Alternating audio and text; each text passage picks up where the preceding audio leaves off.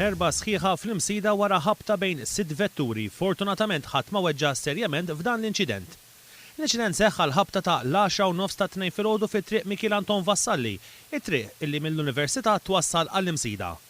Jirriżulta illi trakk mobbi bil-briks x'aktarx wara illi żviluppalu xi ħsarat fin-niżla baqa' dieħel fuq wara ta' van. Waqt illi trakk baqa' jitkaxkar mal-ġenb taċ-ċentru laburista tal-imsida spiċċaw ħabtu f'xulxin 6 vetturi b'kollox. One News tkellem ma' persuna illi dak il-ħin kienet fiċ-ċentru laburista tal-imsida.